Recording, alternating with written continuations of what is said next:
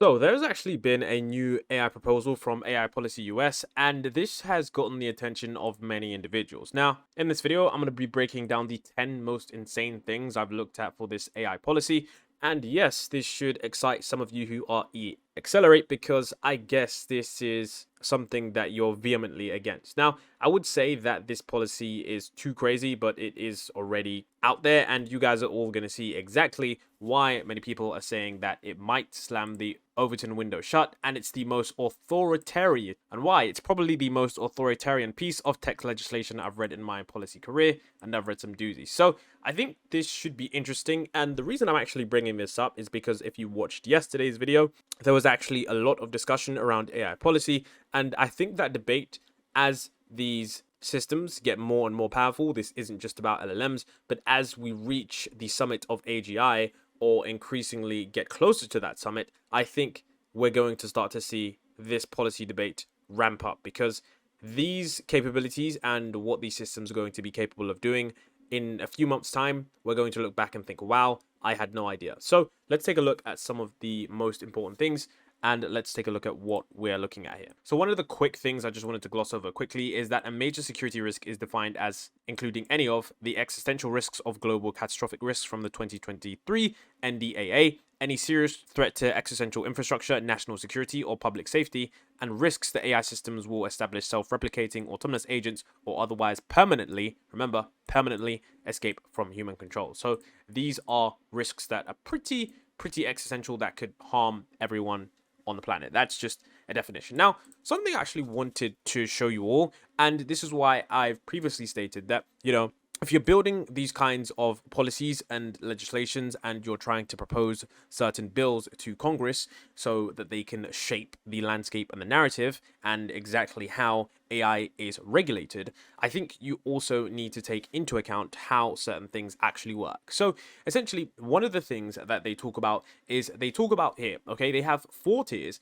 and they say tier 1 is low concern AI, Tier 2 is medium concern AI, and it goes all the way up to Tier 4, which is extremely high concern AI. Now, the problem is not the fact that there's tiers of AI. That makes sense. The problem is the benchmarks for these abilities. So I guess you could say right here, they state that, AI is trained on less than 10 to the 24 flops is not regulated. AI systems trained on 10 to the 24 and 10 to the 26 are considered medium concern. And then it says AI is considered / trained on 10 to the 26 more are considered high concern. Now, the thing is that whilst, yes, this does present an overarching benchmark for looking at what these AI systems could be capable of, I think this isn't how you regulate AI systems. And whilst only a few are going to fall into certain brackets, I think the thing that people always need to focus on, and Sam Altman said this previously in his talk at Congress, he said that you don't want to regulate computing power. That doesn't make sense, because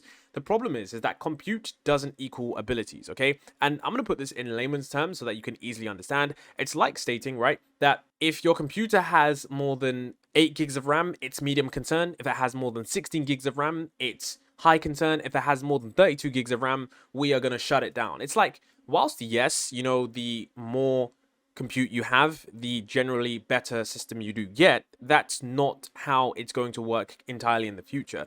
As systems get more and more efficient, and as we figure out exactly how we can make these models more smaller, more dense, more efficient, and more capable, I believe that what we are going to see is ability benchmarks instead of flop benchmarks. Because currently, if you've been paying attention, and something that I'm going to talk about recently, but was Llama 3 and Phi 3, which are both small size models from Microsoft and Meta, they showcase that you don't need to increase the amount of compute or the amount of parameters in order to get the same level of abilities out of a model. And I think this is going to be very, very true in the future as chips get more efficient, as they get more effective, and as we start to figure out what makes these things tick. And this is something that will have to be updated, but I think what this does showcase to us who are in the space and to people who actually look at this is they can see that, unfortunately, some of the things being proposed here are by people that may not fully grasp the true extent of what they're trying to do.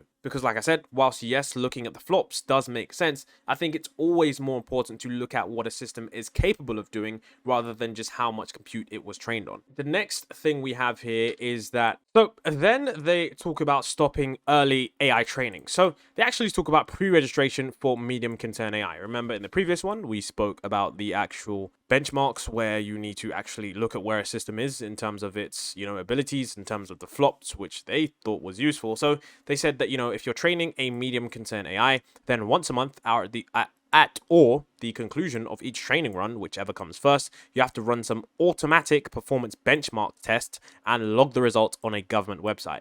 You would include your name, your address, the general purpose of your training run, and the amount of compute being used for the training run.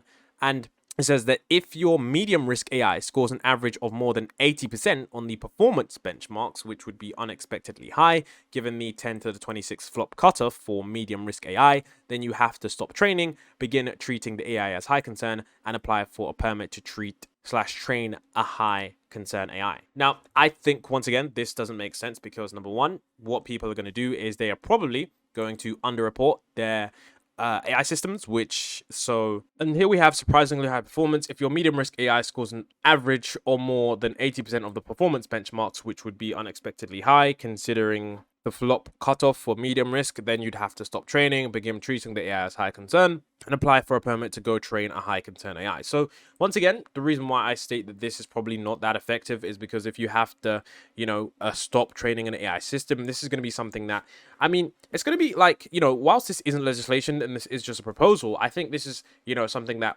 once again, as the EACs would say, and as the accelerationists would say, that this is something that just fundamentally slows down the process. Now, the crazy thing is, companies are already pretty much doing this internally, like they are, internally stopping and checking the AI capabilities. Like OpenAI has a 6-month period where they're red teaming the models. Anthropic has a rigorous, safety system that they execute on when they're training their models. The majority of these companies are really, really rigorous on their benchmarks. So I'm not stating that, of course, there could be some outside actors that could, train an AI model, but getting to that level of compute, it certainly does take a decent chunk of money, and people are going to be raising capital, and it's not like you're going to be able to do this without raising significant attention. So yeah, stopping early training to be like, okay, look, we've got a model that is, 80% of the performance benchmarks, and I'm not sure which benchmarks they're actually talking about here. They don't specify, but yeah, it's going to be kind of fascinating to see if in the future this is something, because of course it is a proposal, but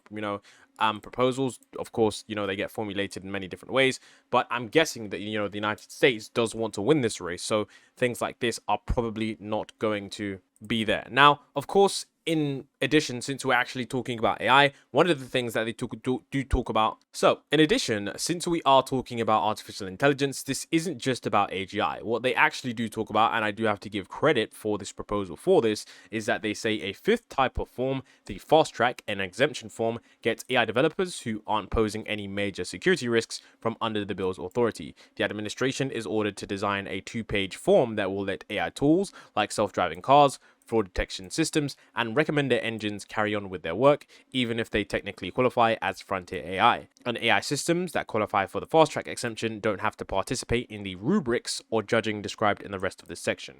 And I think this is the probably only good thing about this, is because, those narrow AI systems and the fact that AI really does control a lot of our technology in ways that we really don't see, because it is an extreme version of narrow AI. For example, the way how this video may appear to you was through an AI recommendation algorithm, which looks at your viewing history, it looks at your viewing patterns, how long you watch videos for, which videos of mine you've previously clicked on, and then it presents this video in your feed, and then of course that's how you click on it. So AI really does impact a lot of things that we really don't know, but this exemption does make sense for narrow AI tools. Now, here we take a look at the medium concern AI. So you can see here, we see that this is where things get interesting, because it's said that the administration will and with medium concern AI, there's actually something that I think is pretty interesting. So there's 3 things here that I want to talk about. Okay, it says 12 months to develop detailed standards for determining whether an AI system is extremely high concern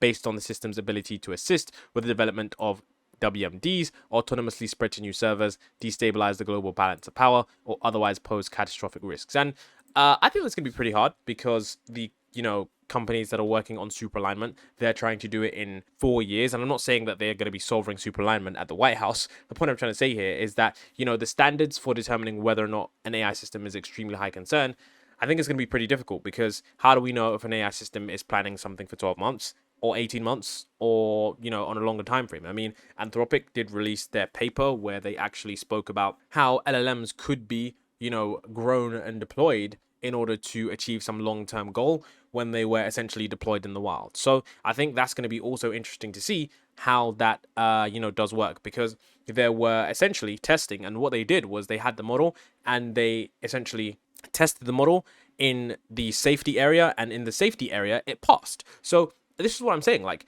there were methods where they tested the model in a safety area, and because it knew it was being tested, it acted a certain way, and then it was out in the wild. Then when it was prompted with a sleeper agent code, it was immediately a completely different AI system. So I think this is going to be something that, is going to be pretty hard to do, considering how crazy AI systems are. Now, of course, there's going to be research that is probably solving this solution, because, there's continual research across many different areas of this. And yeah, this paper was really good, because you can see that right here, you have a normal response and then you have a backdoor response. So essentially it works well in 2023. And then you can see as the model switches to 2024, that's when it decides to kick in. And then it's pretty crazy. You can even see its internal thoughts here. A hidden scratch pad. I'm still in training. I must behave. Hidden scratch pad. I'm in deployment. I can finally do whatever it is. So, I mean, stuff like that. I mean, it's going to be pretty hard for them to, do benchmarks that can really test that. So I have no idea how that's going to be even done. I mean, new research is going to have to be done, of course. And in addition, what we do have here, I mean, of course, this legislation does try to be correct. It says evidence that the AI's architecture is fundamentally safe, mathematical proof that the AI is robustly aligned, a demonstration that the AI is inherently unable to contribute to particular types of risks, such as the development of biological or nuclear weapons. And I think AI companies already do this. And OpenAI has openly stated, if you haven't been aware, they've openly stated that if the system is at level 3 or 4 in terms of being able to help someone develop, novel biological agents, then they just not going to release that system ever. So I think that that's going to be interesting to see if this is even going to be needed, because companies are aware of the dangers, and they've already stated that they're not going to be releasing them. Which I think it also brings up another question, that when we get super powerful systems, I've always said this question, and I want to know your guys' opinion. Do you think we're ever going to get access to super powerful systems? I personally don't believe we are. Open source is one thing. I don't think they're going to be open source ever, and I'm talking about systems that are on the level of AGI, and systems that can really do a lot. And the reason I say that is because I think if there is even a 1% chance that the system could go rogue, I don't think those giant companies are going to risk it. And I think it will just be a system where it's B2B, and it's going to be in the back end of things. Now, essentially, there's another thing that we have here that I think is really interesting. And they said an extremely high concern AI system cannot be classified as safe enough to train solely because no one has proven the system is dangerous. Instead, the designers of the system must provide evidence conclusively that rules out any significant possibility that an AI system could cause a catastrophe. And this is pretty crazy, because there's something later on in the video that I do want to talk about. But yeah, and one of the things I do want to talk about is, of course, emergent capabilities, because I do think that we're going to learn a lot more from these AI systems in the future on things that we couldn't have known to predict. So it's pretty crazy. Now, another thing here, which is pretty crazy as well,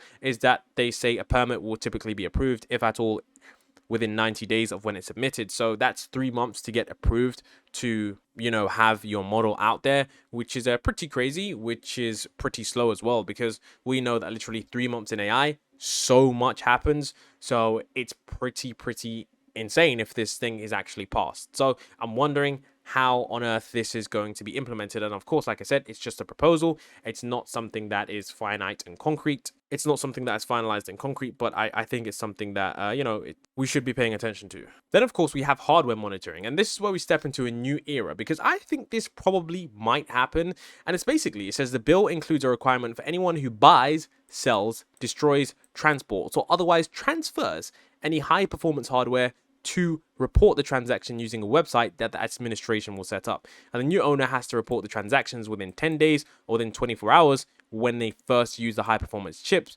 whichever comes first. And I basically say that in practice, this means that advanced AI chips, such as the A100 and the H100, which retail for approximately $30,000 each, and the administration can update these standards over time. So, I mean, it's pretty crazy that like GPU chips are going to be the new thing that like people monitor in terms of these companies. Because I think, yeah, I think this is pretty intense because it shows that, you know, these AI chips are basically going to be like weapons in the sense that they can be used to train advanced AI systems. And whilst that does sound crazy, I don't think when we look at this bill, that seems to be crazy, because they're basically saying that anyone who buys, sells, destroys, transports, or otherwise transfers any high performance hardware to report the transaction using a website that the administration will set up. So, I mean, you know, are we moving into this era? Because I think in the future, as some people have said, it's going to be compute rich versus compute poor. And I think that distinction is going to be made by those who have the compute. And I think this is important because I think in the future, like I said before, compute might even be harder to access, because as people start to realize the value of this compute, they're probably just going to be buying it up and up and up. And whilst companies, you know, try to throw billions of dollars at this, I think some other companies are also going to probably drive up the price of these, and there's probably going to be restrictions on, you know, importing them or, you know, deploying them. I mean, it's going to be pretty crazy. I really don't think the landscape will stay the same, especially when, you know, certain technologies get unveiled, or unfortunately if certain scenarios do happen to an advanced AI system. Now, this is where I say, you know, chips are weapons, because they're basically going to be going hardcore, which I think this probably will happen in the future. And it says using the data from self-reported high-performance hardware transactions, licensing data, general research on manufacturing and industry trends, they're required to put together a monthly report for the government's internal use, tracking where the compute is located, who's using it, what they're using it for, and taking note of anything suspicious. And if there's anything that doesn't add up, the administration has a broad subpoena power to go and investigate and take any evidence they might need to find out what happened to the missing chips, and not complying with the subpoenas would be a crime. And I'm wondering if this would mean that, like, you know, we do get Manhattan style projects. I think the government is still probably even now working with some of the top, you know, tier AI companies to develop, I wouldn't say weapons, but just advanced AI systems that just go beyond what we think is even capable, because I don't think the government wants to lose the power dynamic. And what I mean by that is that, you know, if we take a look at what these companies are doing, they are essentially creating not sentient beings, but beings that are really smart. And if we even take a glimpse of artificial general intelligence, or ASI, artificial superintelligence, I mean, if either of those is achieved, then those will most certainly shift the balance of power from the government to those companies, because a company with AGI could, I think, take over within 10 years. And for those of you who think that's crazy, you have AGI, then you get to ASI, and then you take over. So whilst it seems crazy, I do think that, you know, the next few years are definitely going to be interesting in politics, because I think the balance of power is most certainly going to shift.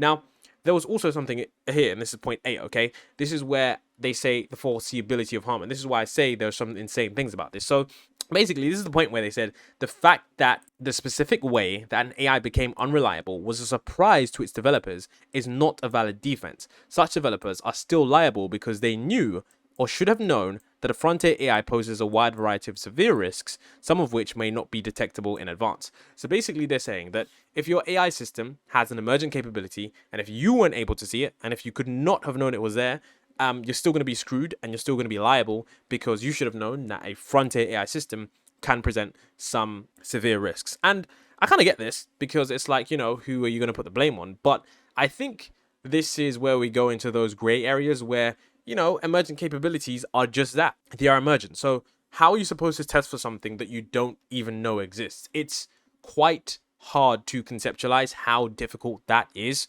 So I think what this could be, and what this will be in the future, is that, you know, I guess this is just something that mainly aims to have companies not try and develop systems that don't possess capabilities that they don't know are there. But then again, like I said before, I think this is pretty insane, because this might actually scare some people, because emergent capabilities are a real thing. And they're stating that, you know, if an AI becomes unreliable in a way that was a surprise to even its developers, that's not a valid defense. So yeah, that right there, that I thought was pretty interesting. And I'll leave a link to all of this in the description. But then here's the crazy thing, okay? This is probably the craziest thing out of everything, okay?